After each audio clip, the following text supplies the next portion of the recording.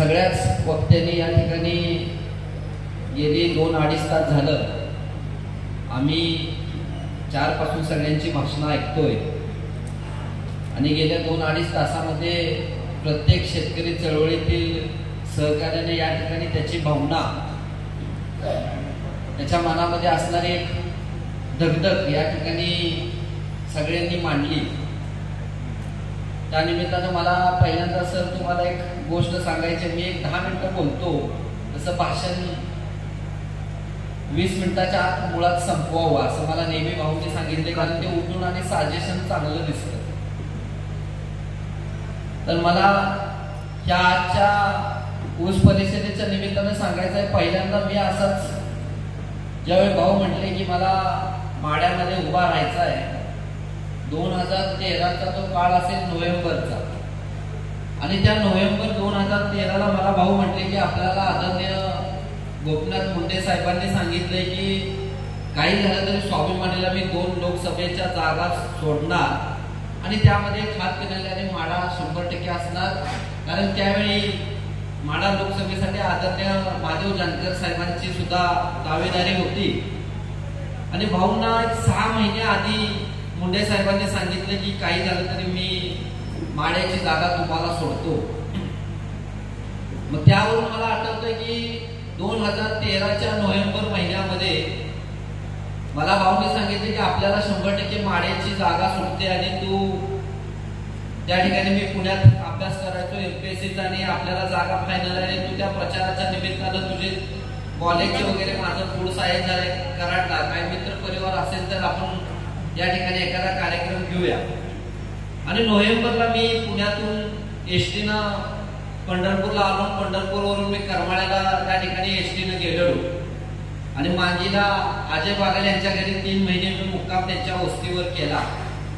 आणि त्यावेळी मी नोव्हेंबर महिन्यामध्ये आमचा एक मित्र होता फलटणचा कुणाल म्हणून, त्याच्याकडे मी तसंच गेलो आणि मला अजून आठवतंय समाधान भाऊ, त्यावेळी आम्ही पहिल्यांदा विद्यार्थी परिषद माझ्या आयुष्यातली, म्हणजे एक प्रसंग सांगतोय, आयुष्यातली पहिली मी विद्यार्थी परिषद घेण्याचं ठरवलं आणि मग आम्ही कुणालच्या माध्यमातून फलटणच्या कृषी महाविद्यालयावरती गेलो, बीएससी ऍग्रिकल्चरच्या मुलांना भेटलो, राजू शेट्टी साहेबांचे भाऊंचे सगळे विचार समजावून सांगितले आणि त्यांच्या माध्यमातून आम्ही 15-20 गावांचा दौरा केला आणि ज्या ज्या गावात गेलो सगळ्यांचे नाव नंबर लिहून घेतले। एक जण म्हणला आम्ही 50 पोर आणतो, एक जण म्हणला आम्ही 100 पोर आणतो। बीएससी ऍग्रीच्या कॉलेजवर ज्याला भेटायला गेलो तो तर म्हणला काय टेन्शन घेऊन अख्खं कॉलेज घेऊन येतो। आम्ही असाच हॉल बुक केला, 1000 खुर्च्या सांगितल्या आणि गणित काढून सगळं बसलो आणि पहिला दौरा असल्यामुळे भाऊ म्हणले जेवण कर पोरं खुश, जेवण सुद्धा केलं 700 पोरांचं। आणि 10 वाजता राजू शेट्टी साहेबांनी भाऊ त्या कार्यक्रमाला येणार होते, ते फलटणच्या रेस्ट हाऊसला आले, 10-10:30 आले आणि 10:30 नंतर आम्ही एका गाड्याला फोन लावायला चालू केले, 9 वाजताच लावत होतो। मग कोण म्हणता मी इकडे गेलो, कुणाचा मोबाईल स्विच ऑफ, फोन उचलाय तयार नाही, आमची तरी टाळाटे फाटली, पुढे बघावं तर याच्या आहे ना 10-12 पोरं डोके हँड, आम्ही तर म्हणलो 800 किती 800 जेवण तरी केलंय। मग 10च्या 11 वाजले, 11चे 12, 12चे 1 आम्ही ही गडी रेस्ट हाऊसला बसल्या दोघं, सदाभाऊ आणि राजू शेट्टी साहेब, पण आम्ही त्यांना फोन करायचं समाधान भाऊ आमच्या धाडच नाही। माळशिरसचा रणजित शिंदे मोरक्या, रंजांनी क्लासमेट राहुलला माहित आहे, आणि परत भाऊंनी ती मागोवा घेतला, त्यांना कळले की 25-30 जण गोळा झाले आणि 800 लोकांचं जेवण आहे आणि त्या 25-30 लोकांसाठी मग 2-2.5-3 तासांनी भाऊ आणि शेट्टी साहेब आले आणि जवळपास दोघांनी पाऊण तास भाषण केले आणि मला म्हटलेलं का तर अशी एका महिन्यात जर 1000 माणसं 15 दिवसात जर शेतकरी संघटनेत लगा आली असती तर संघटनेचा पंतप्रधान झाला असता। तुला वाटतंय लय अवघड आहे, म्हणजे आम्ही पाराव बोंबलून कशी चळवळ इथून आणली, तुला कळावं म्हणून तुला मी पाठवलंय। आता एक काम कर, ही जी 25 आले त्या 25चा नंबर घे, ह्यांच्या वाढीव वस्ती एक दिवस जा मुक्काम कर, ह्यांच्यात जेवायला बस, हे 25 गडी ह्या फलटण तालुक्यातनं क्रांतीची धग पेटवणार आणि खरंच त्या फलटण तालुक्यात भाऊंना 5000चं लीड मिळालं आणि त्या पोरांना घेऊन आम्ही तिथून पुढे 6 महिन्याचा मोठा संघर्ष त्या ठिकाणी उभा केला आणि आणि फलटणच्या वाड्या वस्तीवरती जाऊन एक चांगली चळवळ आणि चांगला संदेश शेतकरी संघटनेच्या माध्यमातून दिला. त्यामुळे सर लक्षात ठेवा, हे विचारच करू नका माणसं आली किती, जे आले ती आपले, जे आले नाही ती सुद्धा आपल्याला काही अडचणी असतात, लोकांच्या काही प्रश्न असतात. कारण सूर्य ज्यावेळी उगवतो त्यावेळी तो सगळा दिसत नाही, सूर्य उगवताना थोडा थोडा दिसत तो उगवतो, आणि ज्यावेळी सूर्य मात्र अगदी चांगला दिसतो त्यावेळी तो सगळ्यांना प्रकाश दिसतो. पण पहिल्यांदा उगवताना भगवा कलरचा थोडासाच तो वर आलेला असतो. त्यामुळे आपली अतिशय चांगले तुम्ही धाडस केलंय, साहस केलंय, ते महत्वाचं. चळवळीमध्ये काम करत असताना गेल्या वर्षभरामध्ये तुमचे आम्ही लढे बघतोय. कितीतरी हजारो शेतकऱ्यांना तुम्ही त्या ठिकाणी कोट्यावधी रुपये त्या ठिकाणी मिळवून दिले. त्यामुळे माणसं तुमच्या मागे आहे.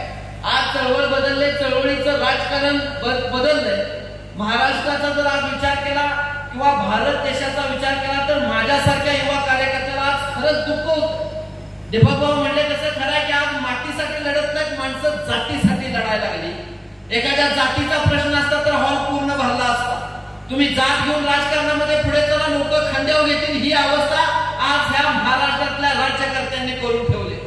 अरे आम्ही ह्या गोरक्षकांच्या विरोधात आवाज उठवला. आता मध्ये कुठले भामटी दारुडी शेंड्या लेंड्या वाढवायच्या, श्रीरामाचं इथं टॅटू बिटू काढायचे, हातात दांडकी घ्यायचे, आणि शेतकऱ्यानं एखाद्या व्यापाऱ्याला जनावरं विकली की त्यांच्या गाड्या अडवायच्या, त्यांना ठोकायचं, त्या गाड्या पोलीस स्टेशनला नेऊन जमा करायच्या, आणि पोलीस स्टेशनला ह्यांच्याच मस्जिदल्या गोशाळेला ती जनावरं द्यायची, आणि ह्यांनी ती माघारी जनावरं आठवड्यात विकायची, आणि एका जनावरामागे 40-50 हजार, 10 जनावर पकडली तर 2-2 महिन्यात 5 लाख रुपये की निवांत गडी कमवायला लागलं. कुणाच्या नावाखाली? जातीच्या नावाखाली. काय? जय श्रीराम. वर सरकार आपलं आहे, रामाचं नाव घेतलं की हिंमत नाही कोणाची आपल्याला अटक करायची ना अडवायची. अरे काय धंदा लावलाय? पोलीस स्टेशनला पोलिसांना ठराविक खात्याखाली द्यायचं, त्यांना कमिशन पोचवायचं. बाजाराच्या बाहेर टेम्पो निघला की फोन करायचं, ह्यो टेम्पो निघलाय, त्यात 10 म्हशी येते, त्या अडवायचं, त्या ड्रायव्हरला ठोकायचा. कुठे रे म्हशी कापाय नेतोस काय बेट्या, म्हशी कापाय नेतोस, हे राज्य श्रीरामाचं आहे, जय श्रीराम, करा म्हशी गोळा. कुठं न्या त्यांच्या ठरलेल्या एखाद्या गोशाळेत आणि विका, माघारी विका, पैसा कमवा. आम्हाला एक तिथं शेतकरी म्हणून खरंच याच्यात मला आला अनुभव. उसाचा विषय सांगतो पण 2 मिनिटं ऐका. आम्ही ज्यावेळी पुण्याला गेलो त्यावेळी एका माणसाच्या 11 म्हशी आणि 10 रेडकं पकडलेली, कुणी तीच की पुण्याला घेऊन गेली. 11 म्हशी आणि 10 रेडकं त्यांची पकडलेली राहून, आणि का पकडली तर ते म्हटले ही सगळी कापाय न्यायला लागल्यात. मग गाव लेवलला एक शेतकरी होता सातारा जिल्ह्यातला पवार, त्यानं त्याच्यात 5 म्हशी व्यापाऱ्याला समाधान भाव विकलेल्या. असेल तो व्यापारी मुस्लिम, पण त्या व्यापाऱ्यानं सांगितलं तुझ्या एका म्हशीला मी 60-70 हजार रुपये देतो, आणि आता इसारत म्हणून त्यानं एका म्हशीचे 100 रुपये, असे 5 म्हशीचे दिले 500, आणि म्हणणार ते पुढच्या बाजारात म्हशी विकल्या की 50 हजारानं 5 म्हशीचे तुला गाड्या 2.5 लाख देतो. ह्या पवारानं केला फोन 2 दिवसांत. हा पवार म्हणजे कोण? हा तुला बिचारा शेतकरी पण व्यापारी, गावातल्या म्हशी बिशी गोळा करायच्या विकायला द्यायचा. कळालं का मी काय म्हणतोय तुम्हाला? आणि मग या 2 दिवसानं पवारानं फोन केला, माझा 2.5 लाख रुपये देते. तो व्यापारी म्हणला सगळा भूल झालाय, माझ्या ड्रायव्हरला चोपलाय, आणि आपल्या सगळ्या म्हशी गोळा करून एका गोशाळेत घेऊन गेल्या. कोण? गोरक्षक म्हणतात. आम्ही गोरक्षक आहे, भारतीय जनता पार्टीचं कार्यकर्ता आहे. बघा, सगळ्या म्हशी गोळा करून नेल्या. आणि मग तो माणूस तिथं म्हशी आणायला गेला तर ती गोशाळेला वाले म्हणले आता कोर्टात जावा. आम्ही कोर्टात घेतल्या, तुम्ही कापाय नेत होता. की कोर्टात गेली, कोर्टानं ह्यांच्या बाजूने निकाल दिला 6 महिन्यानं. सर 6 महिन्यानं कोर्टानं सांगितलं ह्यांची जनावरं हे व्यापाऱ्यासनी परत द्या. आता डोकं आउट होईल तुमचं. 6 महिन्यानं परत गेली, पावती घेऊन कोर्टाची, ही घ्या. कोर्टानं सांगितलं आमच्या म्हशी सोडा. ती म्हणजे अरे बेटर मग अशा म्हशी नाही, एका म्हशीचा दिवसाला 500 रुपये खर्च आम्ही घातलाय. महिन्याचे झाले 15,000, 6 महिन्याचे झाले 90,000. 90,000 गुणिले 11 म्हशींचे झाले 9.5 लाख रुपये. एका रेडकाचा दिवसाला खर्च घातलाय 300, 10 रेडकाचं दिवसाचं 3,000, महिन्याचं 90,000, 6 महिन्याचं विचार करा, 6 महिन्याचं 9, त्याचा 4 लाख रुपये जवळपास. म्हणजे हे म्हणले 6 महिन्यांना आता 21 जनावरांचं इथं 13-14 लाख रुपये द्या. शेतकरी म्हणला तुमच्या आईला घोडा लागून तिकडं ते जनावर पण तुम्हाला घ्या, सगळं तुम्हाला घ्या. तो व्यापारी गेला पळून. पण त्या पवाराचं काय, जो गुलाबराव पवार होता तो रडत होता. त्यानं गावात कुणाकडनं तरी म्हशी 40-50 हजाराला विकत घेऊन व्यापाऱ्याला 60ला विकल्यावर बदल 5-10 हजार त्याला मिळणार. ते जाऊन शेतकरी त्याच्या घरात बसतोय पवाराच्या, माझी मस्तरी परत आलो दे. तो म्हणतो मस्त त्या गोशाळेत आहे. आणि आम्ही गेलो, भाऊनी सगळा विषय कळला. आम्ही पुण्यात गेलो, पोलिसांना गाडी घातला आणि त्या गोशाळेत गेलो. त्याच्यापेक्षा कहत तिथं एक सुद्धा मस नाही, ना रिडको आहे ना मस आहे. आणि आम्ही म्हणलो रिडको कुठं आहेत, म्हशी कुठं आहेत? ती म्हणतात पुण्याच्या डोंगरात चराय गेले. त्यांच्या बाच तिथं कुठं काय ठेवलंय आता पुणे पुणेवाल्यांनी. एका गुंट्यात असला तर मर्डर होतोय आणि अख्खं कुराण पुण्यात खाली असं काय जनावराला. सरळ सरळ खंदा लावला. तिने व्हिडिओ आम्हाला दाखवला. एवढा त्या ड्रायव्हरला मारला ज्यावेळी म्हशी पकडतात त्यावेळी काय जय श्रीराम जय श्रीराम जय श्रीराम काय चाललंय काय. अरे आम्ही सुद्धा खऱ्या अर्थानं हिंदू, पण आम्हाला कळतं की जर शेतकऱ्यांचा व्यवसाय पुढे जायचा असेल, शेतकऱ्याला वाचवायचा असेल तर खऱ्या अर्थानं त्याच्याकडे जात पात धर्म न बघता तो जातीवंत शेतकरी या दृष्टिकोनात राज्यकर्त्यांनी शेतकऱ्याला बघितलं पाहिजे. पण ते घडत नाही. आजची युवा पिढी आम्ही म्हणतो तसं करायची, आंदोलन करायची, चळवळ करायची, आंदोलनामध्ये उतरायची, तर युवा पिढी आज खांद्याला खांद्याला रस्त्यावरती यायला तयार. हे आज या महाराष्ट्राचं दुर्भाग्य. कारण आम्ही पाठीमागे मोठं आंदोलन केलं इष्टीचं. इष्टी कामगारांना पैसे मिळवून दिले. इस्लामपूरला मी सकाळी जाऊन पहिल्यांदा 6 वाजता इष्टीचं केबिन होतं ते केबिन फोडलं. त्यांना आम्ही जरा दमदाटी केली, त्यांच्या मेन ऑफिसला कुलूप घातलं. आज इष्टी कामगार धरून आमच्या 53 जणांच्या वरती गुन्हा आहे. 53 जणांना आम्हाला 12-13 दिवसाला ते कोर्ट तारीख देतंय. खाली जायचं 12-13 दिवसाला नुसतं पाया पडायचं राहून नमस्कार लाईन मध्ये उभा राहा. सकाळी 9 वाजल्यापासून 3 वाजेपर्यंत आम्हाला उभा करतात. 3 वाजता म्हणतात 12 दिवसाची पुढची तारीख. पुढची तारीख लय नाही माझ्यावरती 8 ते 9 गुन्हे आहेत. पण 8-9 गुन्ह्याचं महिन्याला 8 दिवस राखीव ठेवायला लागते. ती त्याच्यापेक्षा वाईट काय, माझ्यावर आलेला सगळ्याकडे नाश्ता लागला तर म्हणतात आता हे आमदाराचं पोरग आहे. ह्याच्यासाठी आम्ही रस्त्यावर गेलोय. सदाभाऊ झाला नाही का आता आमदार तुम्ही सागरभाऊ नाही, चला सगळ्यांनी नाश्ता द्या. सगळ्यांनी म्हणजे महिन्याला 100-150 जणांनी नाश्ता द्यायला लागतोय. कारण आता नाही करून एक गडी हजर राहिला तर 5 वाजेपर्यंत थांबवते. त्याला फोन करायला लागतंय सकाळी 9 वाजल्यापासून ही तारीख आहे आज, तारीख आहे आज काय. मग तो माणूस म्हणतो आम्हाला काय मिळालं आंदोलन. आज ही अवस्था बघितली तर खरंच तरुण पिढी आंदोलनामध्ये उतरायला तयार. पण ऊसाच्या बाबतीत जर आपण विचार केला तर निश्चितपणे मला सांगायचं आहे की कोल्हापूर आणि सांगली जिल्ह्यामध्ये आज काही कारखान्यांनी ह्या वर्षीचा 3400 रुपये टनाला दर जाहीर केला. मागच्या वर्षी काही कारखान्यांनी टनाला 3300 रुपये दर दिला. आणि आपल्याकडे तो दर मग का मिळत. असं काय सोलापूर आणि कोल्हापूर सांगलीच्या रिकव्हरी मध्ये एवढा मोठा फरक नाही. इथली सुद्धा रिकव्हरी मला वाटते 12च असणार आहे. जर 12 रिकव्हरीला विचार करा, एका रिकव्हरीला 10 किलो साखऱ्या म्हणजे 12 रिकव्हरीला 120 किलो साखऱ्या तयार होतात. आणि आज आपण जर विचार केला सर्वसामान्यपणे तुम्ही विचार करा, आज बाजारात जर दुकानात एखादा सर्वसामान्य ग्राहक आज साखर आणायला गेला तर साखरेचा दर आज त्या सर्वसामान्य ग्राहकाला साखर मिळते 47 रुपये ते 48 रुपये किलो. म्हणजे हे कारखानदार मधलं 4-5 रुपये कमिशन सोडा 40 ते 42 रुपये किलोनं त्या ठिकाणी कारखान्यातनं साखर बाहेर विकतात. म्हणजे 42 रुपये जरी धरली तरी 42 गुणिले 120 करा, जवळपास 42 गुणिले 120 केला तर तोच हिशोब 5-5.5 हजाराच्या वर जातो. बघ्याचा विचार केला तर लक्षात ठेवा 250 किलो बघ्यास एका टनाला तयार होते. आज बघ्याचा दर सर्वसाधारणपणे 4 रुपये पर केजी धरला तर ते 1000 रुपये झाले. 5,500 गुणिले 1000 केले तर 6,500 रुपये झाले. आज तुम्हाला सांगतो प्रति टन मोलॅसिस निघते सर्वसाधारणपणे 40 किलो 40 लिटर.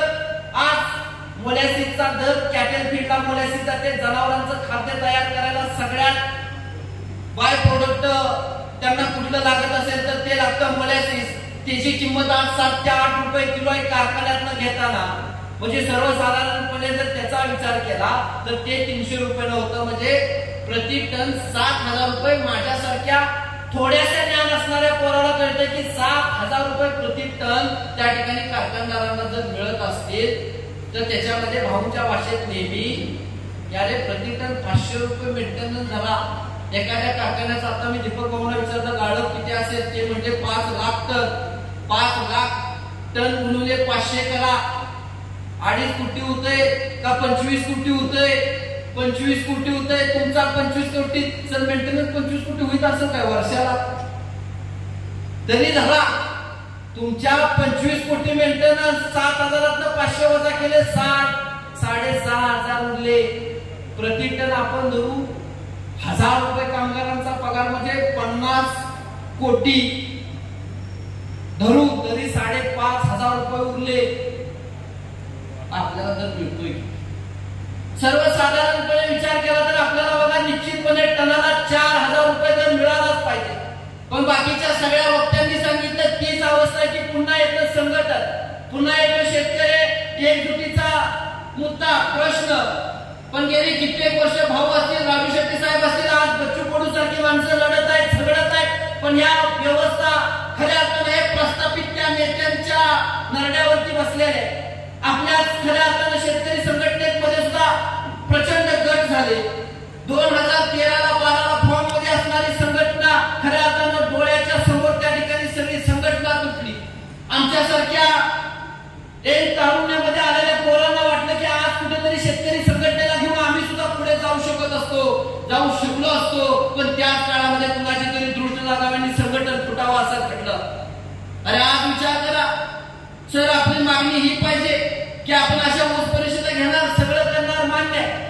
पुन्हा तुम्हाला सांगतो ज्यावेळी कारखाने चालू होणार, ज्यावेळी आंदोलन करायची वेळ येणार, त्यावेळी दोघं तिघं सोडली तर कोणी असणार नाही, कोण येऊन टायर फोडणार नाही, काही सगळे शेतकरी त्यांची तोडणी थांबवणार नाही. उलट माझं मत आहे की आपण सगळ्यांनी, मला फडणवीस साहेब परवा दिवशी एक वाक्य म्हणले आणि ते माझ्या मनाला लागलं की तुम्हालाही माहिती आहे तर करा ना. स्वतः साहेब म्हणले की कुठला कारखानदार किती काटा हाणतो आम्हाला माहित आहे. अरे असं म्हणण्यापेक्षा तुम्ही सार्वजनिक काटे उभा करा. जे कारखाने सभासदांच्या जीवावरती चालतात, जे कारखाने तुम्ही म्हणता सहकारी तत्वावरती सहकार त्याचा मालक आहे, तर त्या कारखान्याला तुम्ही बाहेरून वजन काटा. सर्वसामान्य शेतकऱ्याला बाहेरून वजन करून द्यायला का परवानगी देत नाही? तुम्ही एक गण वाईज, जिल्हा परिषद गट वाईज मोठ्या गावामध्ये बघून तुम्ही त्या पंचकृषीत एक वजन काटा बसवा. तुम्हाला पटणार नाही सर. आतनीच्या कारखान्यानं मागच्या 2-3 वर्षामध्ये वाळवा तालुक्यात एक वजनाचा काटा बसवला आणि तो काटा बसवल्यावर आमच्या तालुक्यातल्या मातबर कारखानदारांनी 10 दिवसात तो जीसीबीने उकळून काढला. 10 दिवसात एका रात्रीत गायब केला. एका रात्रीत 10 दिवस काय वजन घेतलं. मग ट्रॅक्टर कारखान्यात आत गेल्यावर कळलं की एका खेपला इकडे 3-3, 4-4 टन हंत्यात. ते कळालं, म्हणलं तोपर्यंत तो काटा उठून टाकला. मग खरंच सांगणं हे की आपली मागणी ही पाहिजे की आपण इथं बसण्यापेक्षा बैठक करून आपण ठरवलं पाहिजे की सरकारला सांगितलं पाहिजे सार्वजनिक वजन काट्यांना तुम्ही किंमत द्या. मी दुसरी गोष्ट भाऊंना सुद्धा आज सकाळी म्हणलोय की मुळामध्ये कुठलं पण सरकार असू दे, पण जे तळागाळामध्ये सर्वसामान्यांसाठी काम करत असतात त्या माणसांना सरकारने एकत्रित घेतलं पाहिजे. महिन्यातून एकदा 10 मिनिटं का असणार शेतकरी या विषयावरती त्यांची बैठक झाली पाहिजे. 10 मिनिटं म्हणतो, 10 मिनिटं म्हणजे सुद्धा खूप मोठा काळ आहे. जर तुम्ही 10 मिनिटं महाराष्ट्रातल्या सगळ्या शेतकरी नेत्यांवर सगळे म्हणतोय, त्यात आम्ही आलो दुसरे आले, तिसरे, चौथे, 5वे सगळे, तुम्ही सगळ्यांना घेऊन बसा आणि विचारा की अरे आपण कुठल्या भूमिकेतून पुढे गेलं पाहिजे.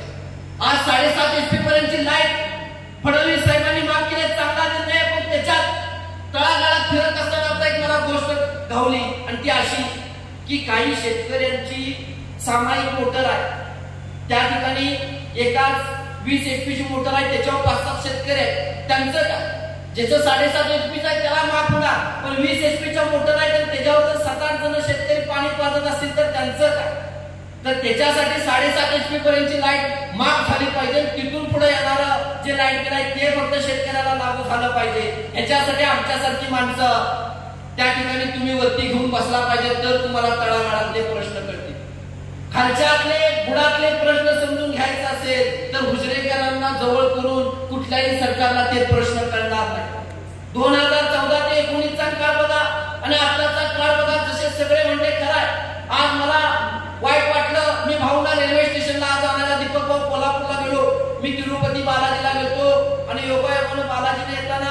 भाऊ ताकारीमध्ये आज उठले नाही, त्यांना जाग आली नाही, डायरेक्ट रेल्वेमधून पुढे गेले कोल्हापूर पर्यंत आणि अचानकपणे सारण त्याचा फोन आला. आम्ही तिकडून येत होतो, आम्ही म्हणलो ठीक आहे आम्ही भाऊंना घेऊन येतो कोल्हापुरातनं. आणि मी कोल्हापुरातनं आणायला भाऊंना कोल्हापूरच्या रेल्वे स्टेशनवर गेलो. तर तिथं मला धक्का बसला की ज्यावेळी मी गाडीतून उतरलो तर तिथं एक मंत्र्याची गाडी लागलेली, ते मुश्रीफ साहेब होते. याला म्हणून काय म्हणताय, जिथं सत्ता तिथे ह्याच्या आईने शपथ घेतली. कुणाचं पण सरकार होते हे मंत्रीच आहे. विरोधकांच्या बाजूने सत्ता पलटली की ह्या कोलाट्या उड्या खाणारी काय माणसं या महाराष्ट्राच्या भूमीमध्ये. आणि म्हणून खऱ्या अर्थानं आपल्याला डॉक्टर बाबासाहेब आंबेडकरांनी जो अधिकार दिलाय त्या अधिकाराच्या माध्यमातून खऱ्या अर्थानं त्या राज्यकर्त्यांना आपण विरोध केला पाहिजे. आज सुभाष पाटील सरांच्या मी नाराज आहे, मी त्यांना कायम सांगतो सर तुम्ही राजकारणामध्ये उभा राहा.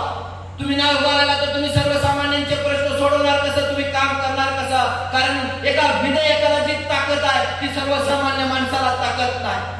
सगळेच त्या ठिकाणी लक्षात ठेवा, जर सगळेच विचार केला तर सगळी माणसं काय, ज्या प्रकारे मनोज जरांगे साहेबांनी मराठा आंदोलन पुढे आणलं, सगळेच जरांगे त्या महाराष्ट्राच्या भूमीमध्ये तयार होऊ शकत नाही. तो चुकून एखादाच लाखो किंवा कोटी जन्म घेतो. पण आपल्या सारख्यांना जर ह्या व्यवस्थेला विरोध करायचा असेल तर ह्या व्यवस्थेमध्ये घुसलो पाहिजे. आणि ह्या व्यवस्थेमध्ये तुम्ही घुसल्याशिवाय तुम्हाला किंमत मिळणार नाही. योगायोगानं भाऊ मंत्री झाले, आमदार झाले म्हणून मी पहिल्यांदा निवडणुकीमध्ये दुसऱ्या भागात जाऊन त्या ठिकाणी निवडणूक लढवली. अवघ्या 50 मतांनी मी जिल्हा परिषदेला पडलो. पण मी उभा का राहिलो, कारण मला या राज्यकर्त्यांच्या प्रस्थापितांच्या विरोधात एक सर्वसामान्यांचा आवाज तयार करायचा होता, तो आवाज बनवायचा होता. आणि देवाच्या कृपेनं खऱ्या अर्थानं माझ्या बापाला एक पद मिळालं. कारण ते आमच्याकडे आयुष्याच्या नशिबात नव्हतं, कधी मिळालं सुद्धा नसतं, कधी आलं सुद्धा नसतं. पण आज चुकून खऱ्या अर्थानं ते पद आलंय. आणि म्हणून ते चुकून आलेल्या पदाचा वापर हा सर्वसामान्य माणसांसाठी आपण केला पाहिजे याची जाणीव ठेवून आम्ही काम करतोय. आणि तेच मला तुम्हाला या ठिकाणी खऱ्या अर्थानं ती व्यथा सांगायची की कुठलंही आंदोलन असो, कुठलीही चळवळ असो, सर पहिल्यांदा लक्षात ठेवा, रणांगणामध्ये जात असताना प्रचंड तुमची इच्छाशक्ती आहे, तुम्हाला काम करू वाटतंय, सर्वसामान्यांसाठी लढू वाटतंय, छोटू वाटतंय. तुमचं नशीब आहे की आज कमीत कमी घरची परिस्थिती चांगली आहे. कारण या चळवळीचं वैशिष्ट्य आहे की चळवळीमध्ये काम करणारा प्रत्येक कार्यकर्ता हा 2 ते 3 एकराच्या आतला कार्यकर्ता आहे. चुकूनच एखादा दुसरा 10 एकराच्या 5 एकरच्या वरचा कार्यकर्ता ह्या चळवळीला मिळाला. अहो प्रत्येक चळवळीतल्या कार्यकर्त्याने जर मागं वळून बघितलं तर 100% सांगतो त्याला कौटुंबिक सुख अजिबात नाहीये. तो राजकारणामध्ये किंवा समाजकारणामध्ये तो मला बसतो म्हणजे मी यशस्वी आहे किंवा मला सुख आहे. पण ज्यावेळी तो घराचा विचार करेल त्यावेळी त्याच्या घरातल्यांना सुद्धा वाटेल की ह्या माणसानं कुटुंबासाठी काय केलं, काय दिलं. आज कुठल्याही चळवळीतल्या कार्यकर्त्यांचे भाव चुकून मी म्हणलो तसं त्यांच्या कष्टामुळे कर्मामुळे मंत्री झाले, आमदार झाले म्हणून आज माझ्यासारखा माणूस आज 4 व्हीलर मध्ये इथं आला आणि बोलायला लागला. नाही हे कुणाच्या सुद्धा नशीब नाही. कितीतरी दिग्गज शेतकरी संघटनेचे विचार असणारी माणसं या मातीमध्ये आज सुद्धा धगधगत अशीच पडत आहे.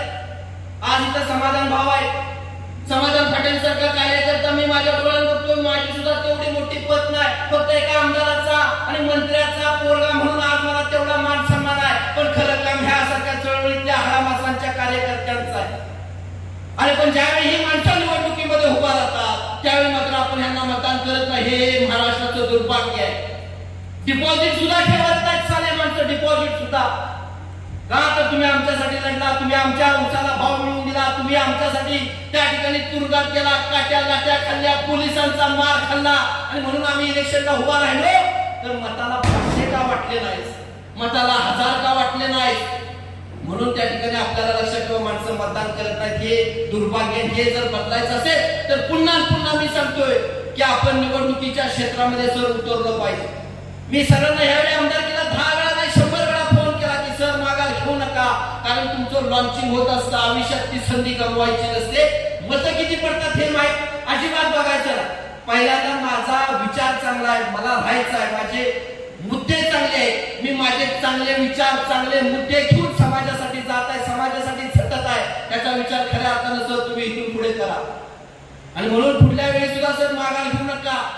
मी आलोय तुम्हाला सांगाय, कारण आता जर तुम्ही शेतकऱ्यांना काहीतरी मिळवून दिलाय देतात, किती पदरात देतील ही बघू नका. पण जी काय तुमच्या पदरात त्या ठिकाणी मताची झोळी मिळेल ती तुमच्या हक्काची, तुमच्या लढाईची किंमत आहे तुमची, हे तुम्ही लक्षात ठेवा. आणि म्हणून एक चांगला असा कार्यक्रम या ठिकाणी सर्वांच्या माध्यमातून होत आहे. निश्चितपणे ऊस दरासाठी येणाऱ्या काळामध्ये एक चांगला लढा या महाराष्ट्रामध्ये सर्वसामान्य शेतकऱ्यांना, गावगड्यातल्या सर्वसामान्य युवा तरुण पोरांना घेऊन आम्हाला खऱ्या अर्थानं तो लढा पुढे न्यायचा आहे. आणि येणाऱ्या काळामध्ये निश्चितपणे आमचं सुद्धा काय गणित ठरलेलं आहे.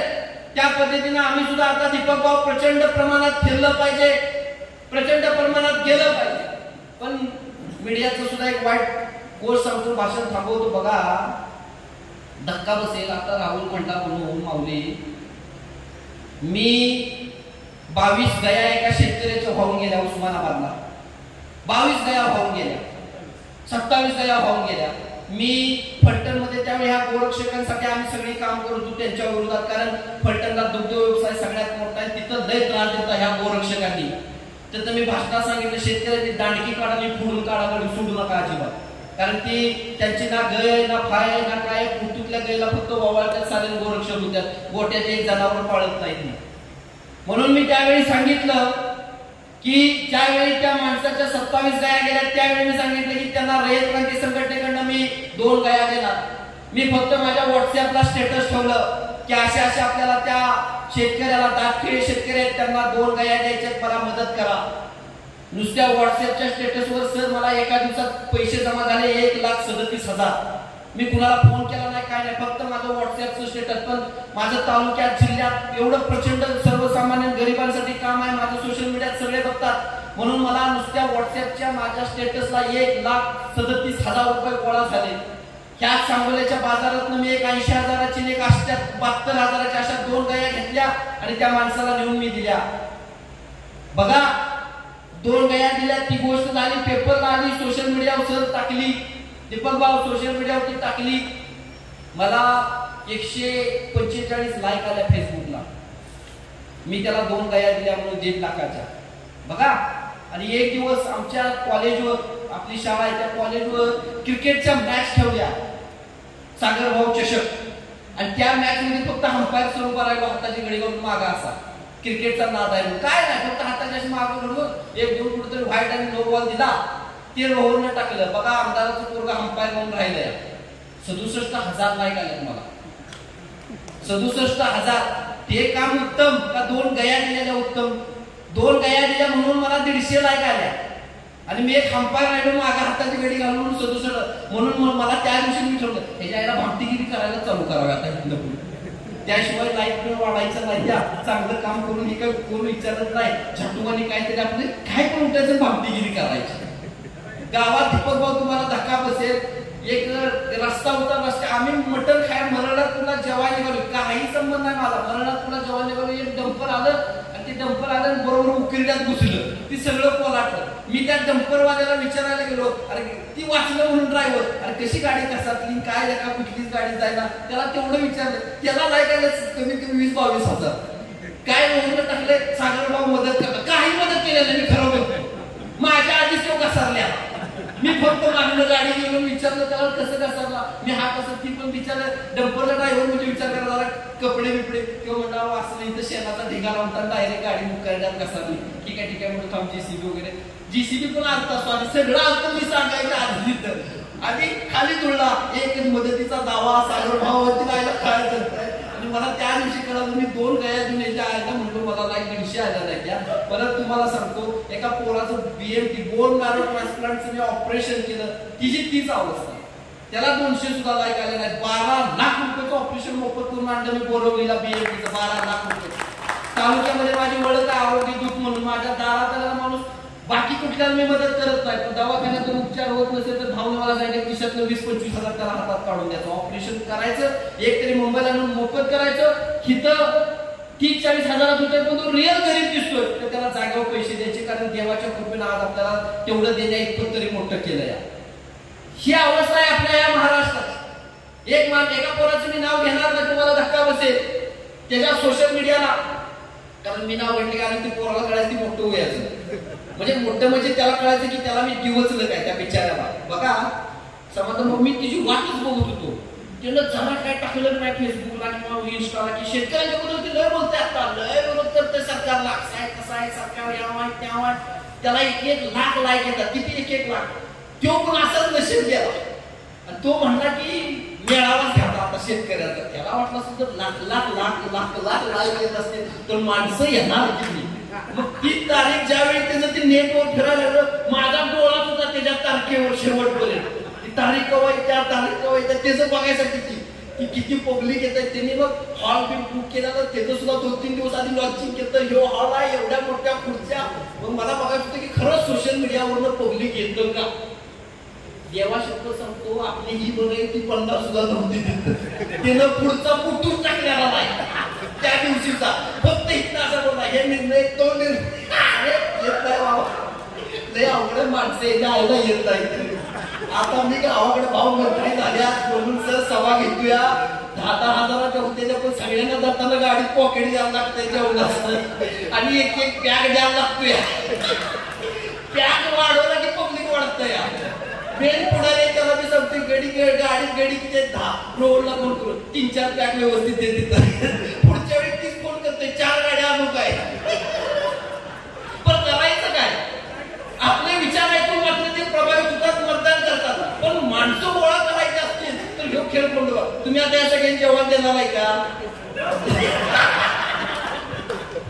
तुम्ही ही शांती म्हटलं आता गावात आणा, गाडीचं भाडं मिळत, माणसांची चुकी नाही, ही व्यवस्था झाली. आधी तुम्ही समाधान भाऊ अभिषेक मोठ्या सभा घ्यायचे, लाखो हजारो पब्लिक तुमच्यावर जीव ओवाळून यायचं. आताची तरुण पिढी जीव नाही ओवाळत, अजिबात ओवाळत नाही. त्यांना मोबाईलचे रिचार्ज मारायला लागते फुकट. मग येते तुझा महिन्याचा 1 पॅक मारतो, 350 रुपये 4 वेळी घेऊन ये. तू 100% नाव नोंदवा एवढी गर्दी तिथं म्हणा, जो येईल त्याचा पॅक मारणार. किती तुफान येते बघा. फक्त एकाला 5 जण अशी बसवायची नाही, मी त्याला पॅक मारायचं जीव होतं 750 750.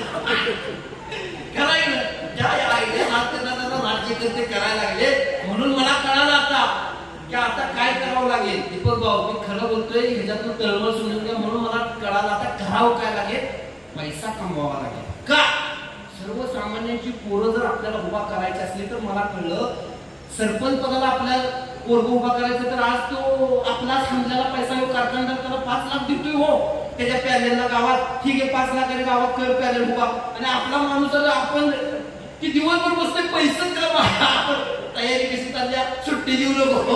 अरे काय नाही शक्य होऊ शकत नाही, हे चुकून सुद्धा शक्य होऊ शकत नाही. म्हणून मी भावना आता सांगितलंय, पुढच्या ग्रामपंचायत आल्या गडी उभा करायचा असतील तर आपल्याला त्यांना रसद पुरवावी लागेल. तलवारीचं भांडण तलवारीवरच मिटू शकतं. बंदुकीतली गोळी असेल तर तलवार चालणार नाही, त्याला बंदुकीतली गोळी पाहिजे. पुढच्याची जशी रसद तशी आपली रसद पाहिजे. नाहीतर मग तात्पुरतं फक्त यश, राजू शेट्टी सारखं सदागम सारखं दुर्मिळ यश. आता दीपक भाऊ तुम्ही स्वप्नातच आमदार मरस्तवर नाही. आता तरी महामंडळ मिळवायचं म्हणत 10 वर्ष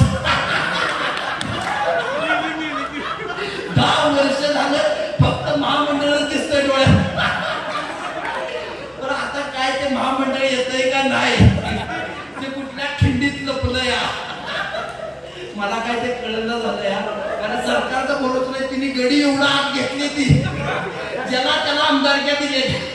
पुढची विधान परिषद तुला, त्याच्या पुढची तुला, आणि देणार कुणाला. मला तर वाटतं तेव्हा एखाद्या व्यवस्थित बॉम्ब टाकल्यात म्हणजे बरं ही गडी. एवढं गडी झालं, पक्षात पाय ठेवाय जागा उरली नाही, झाज बुडायला लागली. म्हणून उलट तरुण पोरांना आता संधी आहे. एक प्रत्येकाचा काळ असतो. 2013-14 जो काँग्रेस राष्ट्रवादीचा काळ आता, नवीन पिढी तयार झाली, जोशात पुढाली. 100% पुढच्या 10 वर्षात तुम्हाला सांगतो तरुण पिढी पुढे येणार आहे. निश्चितपणे तो बदल होणार आहे, पण तो आज तरी डोळ्यासमोर दिसत नाही, पण तो सूर्य 100% एक ना एक दिवस उगवणार आहे. कारण का भगवान के घर में म्हणते दे रे लेकिन अंधेर नाही, तसं आहे. त्यामुळं काळजी नसावी. सर तुम्ही जे करत आहात ते उत्तम आहे. तुम्हाला खरंच मी एक युवक कार्यकर्ता म्हणून त्या ठिकाणी मनापासून शुभेच्छा देतो. निश्चितपणे तुम्हाला जेव्हा जेव्हा जे पद मिळतं, जे काम करण्यासाठी एखादं पद असतं, त्याचा तुम्ही खूप चांगला उपयोग करता, हे मला खऱ्या अर्थानं तुमच्याकडून घेण्यासारखं असतं. कारण ऊस जर नियामक मंडळावर तुम्ही पण मगाशी एक दोघं म्हटले तिथं तुम्ही लढायला पाहिजे. अरे आम्ही तिथंच लढतोय, आम्ही खाली सुद्धा लढतोय, पण जे बोलले ते कधीच लढत नाही. मला सगळं माहिती आहे, अजिबात लढत नाही. बोलणार, येणार, जाणार, त्यांचा तो गुण नाही लढायचा. आणि तुमच्यासारख्याला उगीच दाखवायचं ह्या पक्षाचं त्या पक्षाचं काय नाही. शेवटी आम्हाला चळवळ आवडते. काही काहींना पक्ष आवडतात. 10 बायका केल्यासारखं 10 पक्ष हंगामानुसार चळवळी करते ती. आमची आपली शेतकरी संघटना आहे. आम्ही जरी बळीराजात गेलो काय, स्वाभिमानीत गेलो काय, रयतमध्ये गेलो काय, शेवटी आमच्या बिल्ल्यावर शेतकरीच आहे. आम्ही डायरेक्ट काँग्रेसचं भाजप झालेलो नाही, भाजपचं डायरेक्ट काँग्रेस झालेलो नाही. पहिल्या वर्षी आमचा भाजपला पाठिंबा तो आजपर्यंत आहे. शरद जोशी साहेबांपासून 2002 पासून गोपीनाथ मुंडेंची आमची विचार भूमिका पटली. त्या माणसाला धरून आम्ही पुढे आलो. आम्ही मुंडे साहेबांचा हात धरून राजकारणामध्ये, म्हणजे सदा लोक म्हणतात समाजकारण सोडून राजकारणामध्ये आले. आम्ही ती दिशा धरून आहे. काय दीपक भाऊ, त्यामुळं त्या दिशेला आता तरी त्या दिशेने जाणं गरजेचं आहे. कारण सध्या दुसरी दिशा बघणं लय अवघड काम झालंय. त्यामुळे मला एवढंच या ठिकाणी सांगायचं आहे की या निमित्तानं तुम्ही सगळे आलात. सरांच्या वरती एवढे प्रेम करणारे, पण सर पुढच्या वेळेस प्लीज तुम्ही जेवण ठेवा अशी माझी तुम्हाला या ठिकाणी कार्यकर्ता म्हणून विनंती आहे. असाच येणाऱ्या काळात एक चांगला लढा संघटनेचा आपण सगळे उभा करूयात एवढंच बोलतो आणि या ठिकाणी माझं लांबत असलेलं मनोगत थांबवतो. रजा घेतो. धन्यवाद. जय हिंद, जय भारत.